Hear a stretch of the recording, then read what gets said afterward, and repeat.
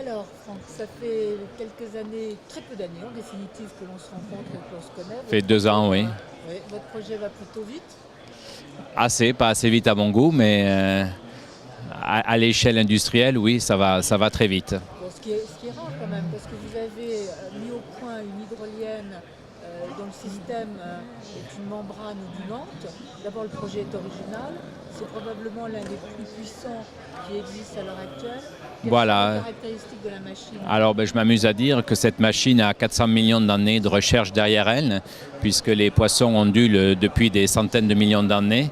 Et on a trouvé logique d'utiliser cette ondulation, non pas pour se déplacer, mais pour récupérer l'énergie des océans et des courants de marée, courants océaniques ou courants de rivières.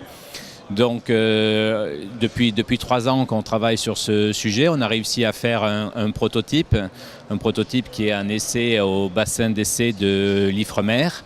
Et ce prototype à Boulogne-sur-Mer, oui. Et ce prototype est déjà devenu la machine la plus puissante jamais testée dans le bassin d'essai de l'Ifremer, alors qu'elle avait 4 dynamos sur 12. Elle est prévue pour avoir 12 dynamos, mais juste avec 4 dynamos déjà, elle est devenue la machine la plus puissante testée à l'Ifremer. La machine va quitter bientôt le Oui. site d'essai d'Ifremer à Boulogne et vous allez faire vos premiers essais en mer. Voilà. Vous pouvez nous donner d'abord le calendrier? Alors le calendrier, déjà on va tester en mer la structure, la masse gravitaire de la machine qui va être mise à l'eau au mois de mars. Bon, c'est une petite structure, elle pèse quand même 4 tonnes et on va la laisser dans l'eau avec 5 mètres de hauteur à peu près. Non, 3 mètres de hauteur et elle fait 2,50 m sur 2,50 m à peu près, la grandeur de la membrane qui fait 2,50 m aussi. Et on va laisser cette masse gravitaire dans l'eau pour voir comment elle interagit avec le sable. Et ensuite, 2 mois plus tard, on va venir accrocher tout simplement la membrane. Alors là, ça va être, puisque la membrane elle seule fait à peu près 150 kg, donc on va la traîner dans l'eau avec un petit Zodiac, avec un petit bateau, pas besoin d'avoir un très très gros bateau pour l'accrocher avec des plongeurs au fond de l'eau. Et là, elle va y rester 1 mois pour voir comment ça fonctionne. On va ressortir les données, on va juste éclairer les poissons dans l'eau là, hein. Et ensuite, on va la laisser 6 mois dans l'eau pour voir comment elle se comporte. Et en parallèle donc, on développe la machine de 1 MW. Donc on va commencer à construire la membrane de 15 mètres par 15 mètres. Et peut-être qu'en même temps, si tout se passe bien, on va pouvoir tester cette membrane. Alors sans moteur, c'est juste la membrane qui sera tirée là par un gros bateau. Et pour voir comment cette membrane se comporte dans l'eau. Parce que là, il n'y a plus de bassin d'essai pour essayer une machine de 15 mètres par 15 mètres. On est obligé d'aller en mer. Il n'y a pas d'autre choix pour étudier son comportement. D'accord, donc là on est bien d'accord sur le calendrier. Pour le démonstrateur, Pour le démonstrateur, oui, ça sera mai-juin. Oui, 2016. 2016, oui.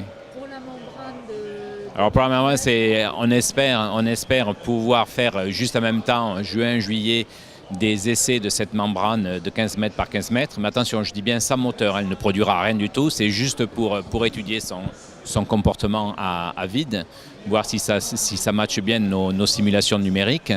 Et c'est tout. le centre d'essai en mer est à quel endroit? Enfin, C'est 7 km au nord de Boulogne. Ils appellent ça le bouet de Bassure. Il y a une épave pas trop loin, c'est une zone, c'est une réserve.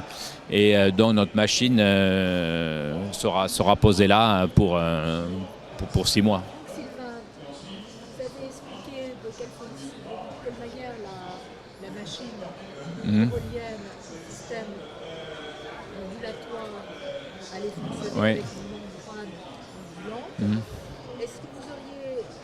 Est-ce que vous avez déjà des idées du marché ou en tout cas les grands pays qui peuvent être intéressés par ce type de machine? Alors il y a différents marchés. Bon, déjà en Europe, on a les côtes françaises, anglaises et écossaises qui ont des très forts courants de marée, où on va pouvoir installer des machines. On est déjà en contact avec l'Écosse et notamment l'EMEC pour installer la première machine de 1 MW sur le site de l'EMEC. Et si au bout de 6 mois les résultats sont bons, on va commencer à installer la première ferme en Écosse, sachant qu'il y a plein d'endroits qui ont été bien ciblés. Et nous, justement, on ne cherche pas les fortes zones de courant où toutes les turbines vont entre 3 et 5 mètres. On cherche plutôt les zones de courant qui ont des maximums de 2,50 m à 3 mètres de vitesse de courant. Donc il y en a beaucoup plus où installer des machines, où la maintenance, bien sûr, sera plus facile à faire avec des courants de 2,50 m que 5 mètres secondes. Le coût du développement de la machine, pour le moment, a été d'environ 2 millions d'euros. Voilà, oui, en 3 ans, on a dépensé 2 millions d'euros, surtout en frais de recherche et développement. Ensuite, on espère sur cette petite machine en commercialiser, commencer la commercialisation la fin de l'année prochaine. Bon, ça va être des petites machines de 3 kW de puissance pour les installer justement dans les rivières et peut-être pour des collectivités locales qui veulent éclairer des bâtiments administratifs. Bon, ça restera encore de l'énergie, je dirais, anecdotique, mais au moins ça prouve qu'on peut développer nos systèmes et même peut-être faire après des machines un peu plus grosses, de 3-4 mètres de côté, qui ferait 10 ou 15 kW. Parce que nous, la machine, en fin de compte, on peut en faire de 2,50 m jusqu'à 30 mètres.